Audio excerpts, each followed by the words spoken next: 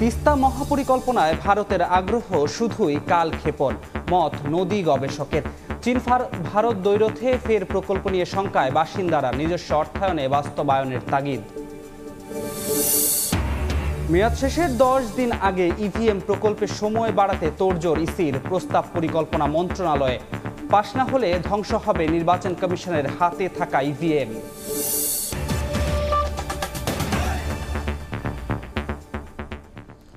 সকালের সময় সঙ্গে আছি আমি ধ্রুব ব্যানার্জি। তিস্তা মহাপরিকল্পনার ভারতের আগ্রহ উদ্দেশ্যপ্রণোদিত এবং কালক্ষেপণ ছাড়া আর কিছুই না।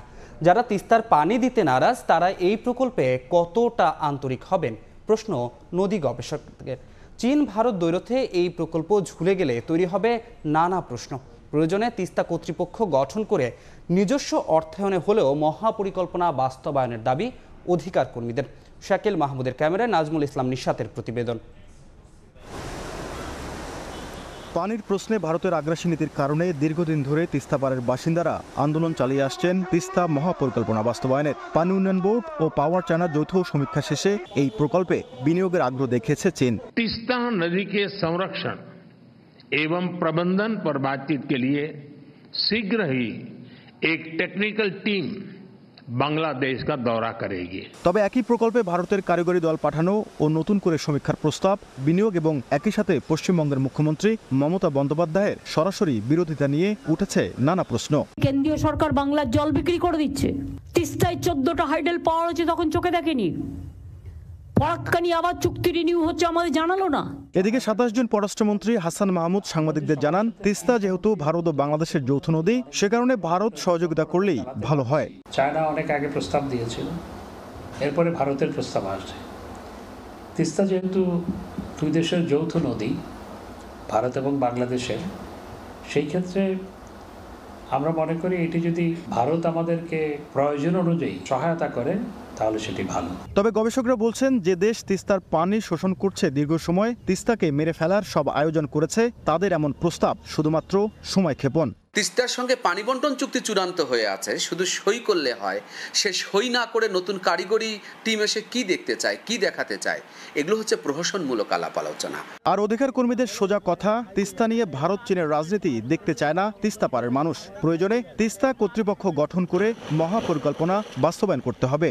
প্রয়োজনে তিস্তা কর্তৃপক্ষ গঠন করো। তিস্তা পাড়ের 2 কোটি মানুষ এই প্রকল্পে অনুদান দিতে প্রস্তুত, দেশবাসী তো আছে। কিন্তু এই প্রকল্প কোনোভাবেই চীন ভারতের দৌরতের জায়গায় নিয়ে যাওয়া যাবে না। এমন পরিস্থিতিতে ভূরাজনৈতিক শক্ত প্রতিকূলতার পাহাড় ডিঙ্গিয়ে সূচিত হবে উত্তর জনপদের মানুষের স্বপ্নযাত্রা, তিস্তা মহাপরিকল্পনা, এমনটাই প্রত্যাশা সংশ্লিষ্টদের।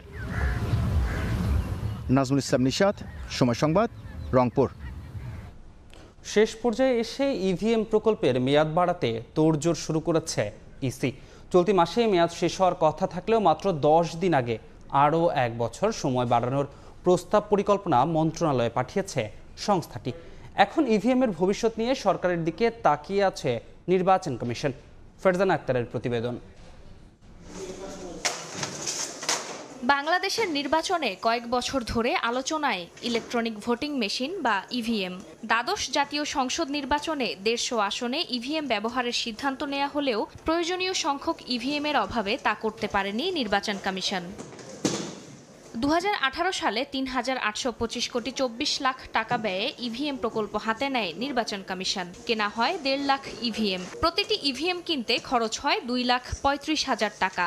ইভিএমগুলোর জীবনকাল কমপক্ষে 10 বছর বলা হলেও 5 বছরের মাথায় নষ্ট অবস্থায় পড়ে আছে বেশিরভাগ যন্ত্র। নেই রক্ষণাবেক্ষণের কোনো ব্যবস্থা। বর্তমানে 1 লাখের বেশি ইভিএমই পড়ে আছে অচল অবস্থায়। এর বিপরীতে ভালো আছে প্রায় 40,000 ইভিএম। এই অবস্থায় চলতি মাসেই শেষ হতে যাচ্ছে ইভিএম প্রকল্পের মেয়াদ। প্রকল্পের মেয়াদের শেষ পর্যায়ে এসে আরও 1 বছর মেয়াদ বাড়ানোর প্রস্তাব পরিকল্পনা মন্ত্রণালয়ে পাঠিয়েছে ইসি। একই সঙ্গে প্রকল্পের ব্যয় মেটাতে অবশিষ্ট প্রায় 100 কোটি টাকা দ্রুত ছাড় পেতে আবেদন জানানো হয়েছে। পরিকল্পনা মন্ত্রণালয়ে ইসির প্রস্তাব পাশ হলে শুরু হবে ইভিএম এর নতুন অধ্যায়। প্রজেক্ট যদি রান করে তাহলে আমাদের প্রথম কুইক একটা অ্যাসেসমেন্ট করতে হবে, এর মধ্যে কতগুলো ইভিএম সচল আছে, কতগুলো ইভিএম কিউসি ফেইল্ড আছে, নির্বাচন কমিশনের অবকাঠামোতে সেই জনবলগুলোকে তৈরি করা এবং আইডেন্টিফাই করা যে আমাদের প্রকল্প যখন আবার শেষ হয়ে যাবে, যদি বাড়ে সেক্ষেত্রে যখন আমাদের যে বর্ধিত যে ডেটে শেষ হবে তখন এইগুলোকে হস্তান্তর করার টোটাল একটা পরিকল্পনা করা, একই সাথে এগুলোর একটা মেইনটেনেন্স পরিকল্পনা করতে হবে। ইভিএমের শেষ রক্ষা হবে কিনা তা নির্ভর করছে সরকারের সিদ্ধান্তের ওপর। প্রকল্প পাশ না হলে জুনের পরেই ধ্বংস করতে হবে নির্বাচন কমিশনের হাতে থাকা ইভিএম গুলোকে। প্রজেক্ট তো আপনার 30 তারিখে শেষ, তাহলে আমাদেরকে যেটা যে অবস্থায় আছে সেই অবস্থায় আমাদেরকে রেখে শেষ করতে হবে। সম্প্রতি উপজেলা নির্বাচন সহ স্থানীয় সরকার নির্বাচনগুলোতে ইভিএম গুরুত্বপূর্ণ ভূমিকা রাখায় ইভিএম প্রকল্প বাঁচাতে তোড়জোড় শুরু করেছে নির্বাচন কমিশন। ফারজানা আক্তার, সময় সংবাদ, ঢাকা। আইএমএফের ঋণের তৃতীয় কিস্তির $115 কোটি হাতে পেল বাংলাদেশ। বৃহস্পতিবার রাতে এই তথ্য নিশ্চিত করেছেন বাংলাদেশ ব্যাংকের মুখপাত্র। এদিন Korea Islamic Development bank IDB, international Bank for Reconstruction and development IBRD থেকে বাংলাদেশ আরও পেয়েছে $90 কোটি। সব মিলিয়ে গত ডিসেম্বরের পর দেশে মোট রিজার্ভ দাঁড়ালো $26.5 বিলিয়ন। অর্থ ছাড়ের অনুমোদন দেওয়ার 3 দিনের মধ্যে বাংলাদেশকে দেয়া ঋণের তৃতীয় কিস্তির $115 কোটি ছাড় করেছে আন্তর্জাতিক মুদ্রা তহবিল IMF। বৃহস্পতিবার রাতে এই তথ্য নিশ্চিত করেছেন বাংলাদেশ ব্যাংকের মুখপাত্র মোহাম্মদ মেজবাউল হক। গণমাধ্যমে তিনি জানান, IMF এর এই অর্থের সঙ্গে Korea International Bank for Reconstruction and Development ও ইসলামিক ডেভেলপমেন্ট ব্যাংক থেকে আরও $90 কোটি যোগ হয়েছে দেশের রিজার্ভে। এসব ঋণের উপর ভর করে বাংলাদেশ ব্যাংকের মোট রিজার্ভের হিসাব দাঁড়িয়েছে $2,650 কোটি। বাংলাদেশ ব্যাংকের হিসাব বলছে গত ডিসেম্বরের পর দেশের মোট রিজার্ভের আকার দাঁড়ালো $26.5 বিলিয়ন। তবে এই অর্থ যোগ হওয়ার পর IMF এর BPM-6 পদ্ধতিতে রিজার্ভ কত হলো তা তাৎক্ষণিক জানায়নি কেন্দ্রীয় ব্যাংক। এর আগে গত সোমবার বাংলাদেশের জন্য $470 কোটি ঋণ চুক্তির আওতায় তৃতীয় কিস্তি ছাড়ের অনুমোদন দেয় IMF। আর ঋণের কিস্তির অর্থ ছাড়ের বিষয়ে IMF এর দেওয়া শর্ত বাস্তবায়ন ও অর্থনৈতিক সংস্কারের অগ্রগতি দেখতে গত 24 এপ্রিল ঢাকায় আসে সংস্থাটির একটি মিশন। তারা 8 মে পর্যন্ত বাংলাদেশে অবস্থান করে সরকারের বিভিন্ন সংস্থার সঙ্গে বৈঠক করে। বৈদেশিক মুদ্রার রিজার্ভ কমতে থাকায় গত বছরের 30 জানুয়ারি IMF এর সঙ্গে $470 কোটি ঋণ চুক্তি করে বাংলাদেশ। এর 3 দিন পর প্রথম কিস্তিতে $47,62,70,000 ছাড় করে সংস্থাটি। আর গত 16 ডিসেম্বর আসে দ্বিতীয় কিস্তির $68,20,00,000। কামরুল হাসান সবুজ, সময় সংবাদ, ঢাকা। রাজবাড়ীর বালিয়াকান্দিতে গড়াই নদী থেকে ড্রেজার মেশিন দিয়ে অবৈধভাবে বালু তোলার মহোৎসব চলছে। এতে হুমকির মুখে পড়েছে নদী তীরবর্তী বাড়িঘর ও ফসলি জমিসহ নানা স্থাপনা। প্রতি বছরই নতুন করে বাড়ছে ভাঙনের পরিধি। স্থানীয়দের অভিযোগ, প্রভাবশালীরা ক্ষমতার অপব্যবহার করে বালু তুলে বিক্রি করছেন। আর ব্যবস্থা নেওয়ার আশ্বাস স্থানীয় প্রশাসনের। আশিকুর রহমানের রিপোর্ট। গড়াই নদীতে অবৈধ ড্রেজার মেশিন বসিয়ে তোলা হচ্ছে বালু। বড় বড় বালখেডে করে তা নেওয়া হচ্ছে অন্যত্র। এ চিত্র রাজবাড়ীর বালিয়াকান্দি উপজেলার নারোয়া ইউনিয়নের বাক্সাডাঙ্গি এলাকার। অভিযোগ উঠেছে নারোয়া ইউনিয়নের 6 নম্বর ওয়ার্ড যুবলীগের সাবেক সাধারণ সম্পাদক বাদশা মোল্লার নেতৃত্বে চলছে এ বালু তোলার কাজ। বালুমহাল না থাকলেও ক্ষমতার অপব্যবহার করছেন তিনি। বিষয়টি স্বীকার করেন বালু শ্রমিকরাও। প্রত্যেক দিনই ধরেন 2 থেকে 3টা করে বলগেটে লোড দিই বাচ্চা ভাইয়ের নেতৃত্বে। বৈধ কি অবৈধ এটা তো আমরা জানি না। আমরা ধরুন কাজে লিয়েছেন, আমরা কাজ করছি। এলাকাবাসী জানান, ভাঙন কবলিত ওই এলাকা থেকে বালু তোলায় প্রতি বছরই বাড়ছে ভাঙনের পরিধি। নদীগর্ভে বিলীন হচ্ছে ভাঙন রোধে ফেলা পানি উন্নয়ন বোর্ডের লাখ লাখ টাকার বালু ভর্তি জিও ব্যাগ। অবৈধভাবে বালি কাটার কারণে এই নদী ভাঙনটা লেগেই থাকে। প্রতিনিয়ত ভয়ে থাকি, কারণ কোন সময় আমাদের বাড়ি ঘরদোর ভেঙে চলে যেতে পারে। প্রশাসনের কাছে আমাদের দাবি নারোয়াই গড়াই নদী থেকে বালি কাটা দ্রুত বন্ধ করার জন্য। তবে বিষয়টি নিয়ে ক্যামেরার সামনে কথা বলতে রাজি হননি অভিযুক্ত বাদশা মোল্লা। বৈধ শহর থেকে বালি আনি, আমি বালি আনি উঠে, এমন জমিটা আমার দাঁড়ান 1 মিনিট, আপনি ওইভাবে খালি করেন না। অবৈধভাবে বালু তোলা বন্ধের গতানুগতিক আশ্বাস উপজেলা নির্বাহী কর্মকর্তার। নারোয়া ইউনিয়নে আমাদের হচ্ছে কোনো বালু মহাল নাই, কোনো ইজারাও দেয়া নাই। এখানে যদি কোনো ড্রেজার বসানো হয়ে থাকে, অবৈধভাবে কোনো বালু তোলার ঘটনা ঘটে থাকে, তাহলে আমি অবশ্যই এটার বিরুদ্ধে ব্যবস্থা গ্রহণ করব। গড়াই নদীর বাক্সাডাঙ্গি এলাকা থেকে দৈনিক গড়ে অন্তত 50,000 ঘনফুট বালু তোলা হচ্ছে। আশিকুর রহমান, সময় সংবাদ, রাজবাড়ী। 3 দিন ধরে বন্ধ পটুয়াখালীর পায়রা তাপ বিদ্যুৎ কেন্দ্রের একটি ইউনিট। এতে দক্ষিণাঞ্চল সহ বিভিন্ন এলাকায় দেখা দিয়েছে লোডশেডিং। গরমে অতিষ্ঠ হয়ে উঠছে জনজীবন। কর্তৃপক্ষ জানিয়েছেন শিডিউল মেনটেন্যান্সের জন্য সাময়িক সময়ের জন্য এক ইউনিট বন্ধ রয়েছে, তবে অপর ইউনিট থেকে 660 মেগাওয়াট বিদ্যুৎ সরবরাহ হচ্ছে। বিস্তারিত শিকদার জাবির হোসেনের রিপোর্টে। গত 24 জুন বিকেল থেকে বন্ধ রয়েছে পটুয়াখালীর পায়রা তাপবিদ্যুৎ কেন্দ্রের একটি ইউনিট। 1320 মেগাওয়াট ক্ষমতা সম্পন্ন 2 ইউনিটের এক ইউনিট বন্ধ হওয়ায় দক্ষিণাঞ্চল সহ দেশের বিভিন্ন স্থানে দেখা দিয়েছে লোডশেডিং। 24 ঘন্টার মধ্যে 6 থেকে 7 ঘন্টাও বিদ্যুৎ মিলছে না, তাই গরমে অতিষ্ঠ জনজীবন। বিদ্যুৎ কেন্দ্র কর্তৃপক্ষ বলছে, নিরবিচ্ছিন্ন বিদ্যুৎ উৎপাদনের লক্ষ্যে কেন্দ্রে নিয়মিত যন্ত্রাংশ রক্ষণাবেক্ষণের কারণে এক ইউনিটের উৎপাদন সাময়িক সময়ের জন্য বন্ধ রয়েছে। তবে আগামী 4 জুলাই কাজ শেষে আবারও উৎপাদন শুরু হবে। 2টা ইউনিট যেখানে চলতে খোলা সেখানে একটা ইউনিট চলতো, এখন 2টা ইউনিট চলে আসবে 4 তারিখের ভিতরে, মানে আরেকটা ইউনিট চলে আসবে 4 তারিখ। 2020 সালের 15ই মে পুরোপুরি উৎপাদনে আসে পায়রা তাপবিদ্যুৎ কেন্দ্র। এরপর 2023 সালের 25 মে ডলার সংকটের কারণে কয়লার দাম পরিশোধ করতে না পারায় প্রথম ইউনিট বন্ধ হয়ে যায়। একই বছরের 5 জুন 2টি ইউনিটই সাময়িকভাবে বন্ধ হয়। এরপর 25 জুন বিদেশ থেকে কয়লা এলে বিদ্যুৎ কেন্দ্রটি ফের উৎপাদনে যায়। শিকদার জাবির হোসেন, সময় সংবাদ, পটুয়াখালী। ইতালিতে গুণগত মান বাড়ছে উচ্চশিক্ষার। সম্প্রতি প্রকাশিত এক রিপোর্টে উঠে আসে বিশ্বে দেশটির শিক্ষার মান 7ম আর ইউরোপে 2য় অবস্থানে। এতে অন্যান্য বিদেশি শিক্ষার্থীদের পাশাপাশি আগ্রহ বাড়ছে বাংলাদেশিদেরও। ইতালির প্রতিনিধি মাসুদুর রহমানের তথ্যচিত্রে রিপোর্ট। ইতালির শিক্ষা ব্যবস্থার প্রতি ধীরে ধীরে আরও আগ্রহ বাড়ছে বিদেশি শিক্ষার্থীদের। 2018 ও 2019 সালে ইতালির বিদেশি ছাত্রছাত্রীদের সংখ্যা যেখানে ছিল মাত্র 55,000, বর্তমানে তা বেড়ে দাঁড়িয়েছে 1 লাখেরও বেশিতে। উচ্চশিক্ষার ডিগ্রি নিতে বাংলাদেশ থেকে আসা শিক্ষার্থীদের সংখ্যাও প্রায় 8,000-এর বেশি। সবশেষ দেশটির এক রিপোর্টে উঠে আসে ইতালির সার্বিক শিক্ষার গুণগত মান বিশ্বে 7ম আর ইউরোপে 2য় অবস্থানে। এতে ব্যাপক খুশি দেশটির স্থানীয় ও সেখানে বসবাসরত প্রবাসী বাংলাদেশিরা। আমি এখানে বর্তমানে এই বায়োমেডিক্যাল ইঞ্জিনিয়ারিং চুজ করে আই থিঙ্ক আমি খুব ভালো একটা ডিসিশন নিয়েছি। অনেক ভালো ফ্যাসিলিটিস আছে লেখাপড়ার জন্য। শিক্ষাক্ষেত্রে ইতালির রয়েছে ঈর্ষণীয় ইতিহাস। 1088 সালে পৃথিবীর প্রথম বিশ্ববিদ্যালয় স্থাপিত হয়েছিল দেশটিতে। বিশ্বের প্রথম বলোনিয়া বিশ্ববিদ্যালয় স্থাপনকারী ইতালির শতাধিক বিশ্ববিদ্যালয়ে বর্তমানে প্রায় 18 লাখ ছাত্রছাত্রী রয়েছে। সময় সংবাদ, ইতালি। বিশ্বকাপ মিশন শেষে আজ দেশে ফিরবে বাংলাদেশ জাতীয় ক্রিকেট দল। এই মুহূর্তে হযরত শাহজালাল আন্তর্জাতিক বিমানবন্দরে আছেন রিপোর্টার মাহবুব রিমন। সবশেষ খবর জানতে সরাসরি চলে যাচ্ছি তার কাছে।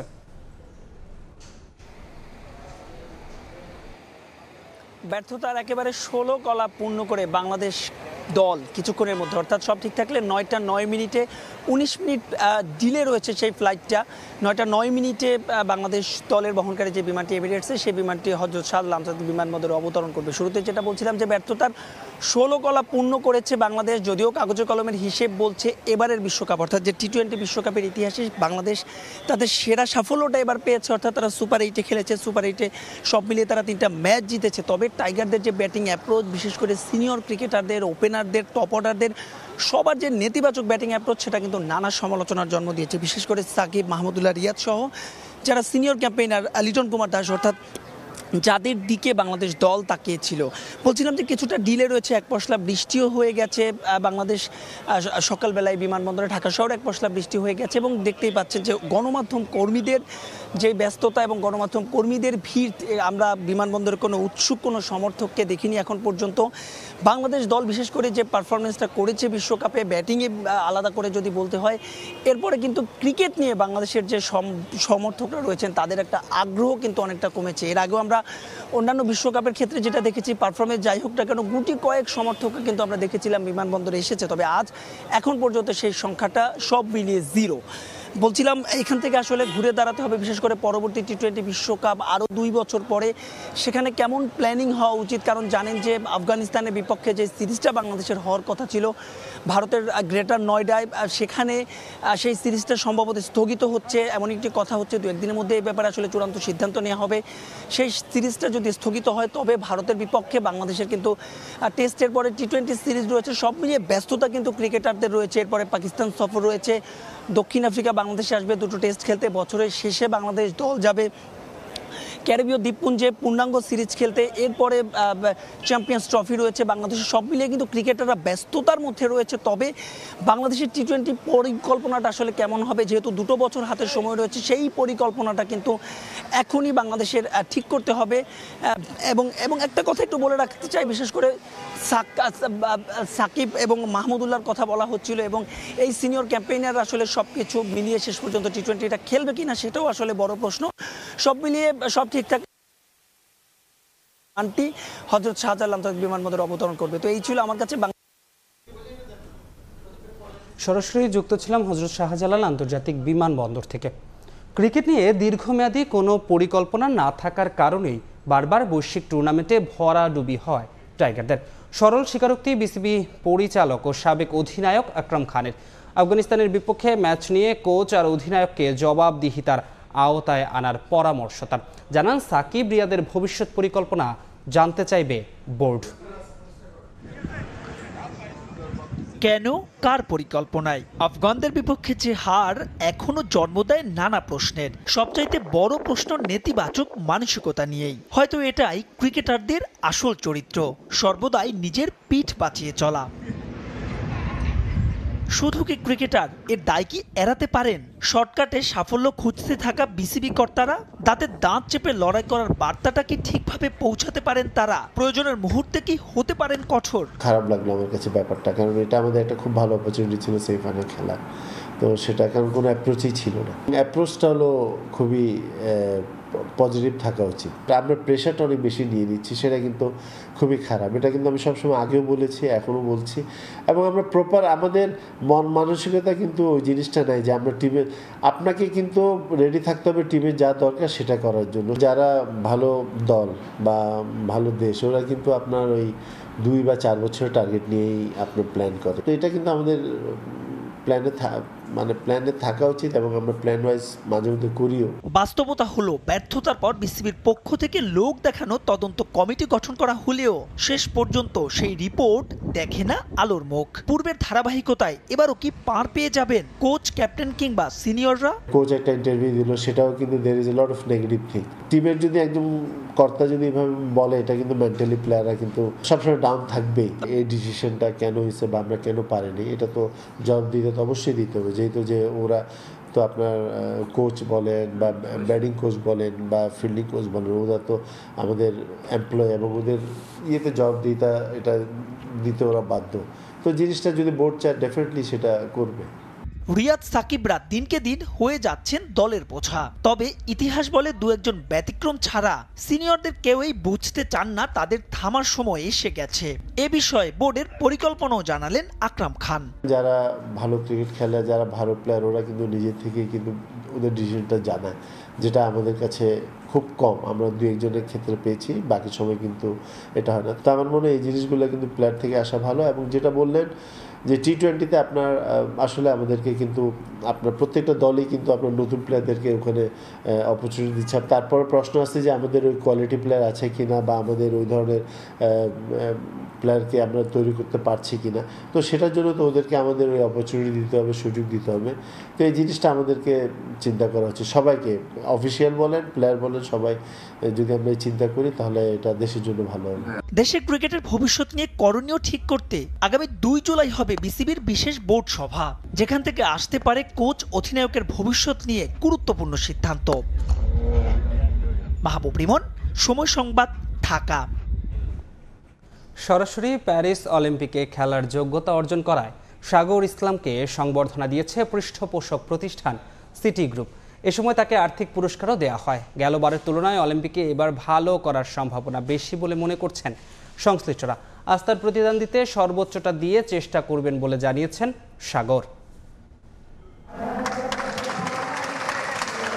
ফুলেল সংবর্ধনায় সিক্ত সাগর ইসলাম, কোচ, কর্মকর্তা, পৃষ্ঠপোষক প্রতিষ্ঠান সবার আগ্রহের কেন্দ্রে এই আর্চার। সরাসরি প্যারিস অলিম্পিকে খেলার যোগ্যতা অর্জন করায় এমন সংবর্ধনা যে তারই প্রাপ্য। অলিম্পিক থেকে স্বর্ণপদকের খোঁজে বেশ লম্বা সময় ধরে আর্চারিতে লগ্নি করে চলেছে পৃষ্ঠপোষক প্রতিষ্ঠান সিটি গ্রুপ। তীর গো ফর গোল্ড প্রজেক্টের দ্বিতীয় সম্ভাবনা সাগর ইসলাম। গেলবার রোমান সানা পথ দেখিয়ে গেছেন, এবার সাগরের কাছ থেকে আরও বেশি কিছুর প্রত্যাশা পৃষ্ঠপোষক প্রতিষ্ঠানের। এবার নিয়ে দুবার ডিরেক্টলি কোয়ালিফাই করলে এখন আমরা অপটিমিস্টিক যে তীর গো ফর গোল্ড আমরা তার জন্য আছি। আমাদের বিশ্বাস যে আমাদের দেশের ছেলেমেয়েরা এই আর্চারি ফেডারেশন থেকে আর্চাররাই বাংলাদেশের জন্য অলিম্পিক থেকে সোনা নিয়ে আসবে, এ ব্যাপারে আমাদের কোনো সন্দেহ নেই। আমরা মনে করি যে তারা ঠিক মতোই আগাচ্ছে, আমরাও চেষ্টা করছি। তো ভবিষ্যতে এটাকে হয়তো আরও ব্যাপ্তিটা বাড়াতে হবে, সবাই মিলে আরও পরিকল্পিতভাবে কাজ করতে হবে। ফেডারেশন, আমাদের ট্যালেন্ট হান্ট করতে হবে, তাদেরকে পরিচর্যা করতে হবে, সবকিছু করে একটা পরিকল্পনার মাধ্যমে আগাতে হবে। গোল্ড প্রজেক্টে বেশ লম্বা সময় ধরে নিজেদের প্রস্তুত করছেন আর্চাররা। প্যারিসের টিকিট নিশ্চিত করে এই স্বপ্নটা এখন আরো বড়। সংবর্ধনায় অনুপ্রাণিত হয়েছেন সাগর। তীর ধনুক হাতে মাঠের লড়াই নামার আগে নিতে চান সর্বোচ্চ প্রস্তুতি। লং টাইম ধরে প্রিপারেশন নিচ্ছি এই অলিম্পিক গেমসের জন্য। আলহামদুলিল্লাহ ফার্স্টের হয়তো বা ছিল যে আমরা কোয়ালিফাই করার জন্য, সো তখনও নিজের প্রতি বিশ্বাস ছিল, আমরা সবাই সবার প্রতি বিশ্বাস ছিলাম ইনশাল্লাহ আমরা কোয়ালিফাই করব, এবং তখন থেকে আমাদের স্টেপ বাই স্টেপ আমরা আমাদের মাইন্ড সেট আপ ওভাবে করে রাখছিলাম। সো এটা আমার জন্য 3 উইক না, তো ইনশাল্লাহ চেষ্টা করব আগে থেকে সব কিছু সেট করা। এখন এই 3টা উইক জাস্ট পলিশ করা বাকি আছে। সংবর্ধনার পাশাপাশি সাগর ইসলামকে 5 লাখ টাকা পুরস্কার দিয়েছে সিটি গ্রুপ। এসএম ইকবাল, সময় সংবাদ, ঢাকা। এই পর্যায়ে শীর্ষ সংবাদগুলো জানিয়ে দিচ্ছি আরেকবার। তিস্তা মহাপরিকল্পনায় ভারতের আগ্রহ শুধুই কালক্ষেপণ, মত নদী গবেষকের। চীন ভারত দ্বৈরথে ফের প্রকল্প নিয়ে শঙ্কায় বাসিন্দারা, নিজস্ব অর্থায়নে বাস্তবায়নের তাগিদ।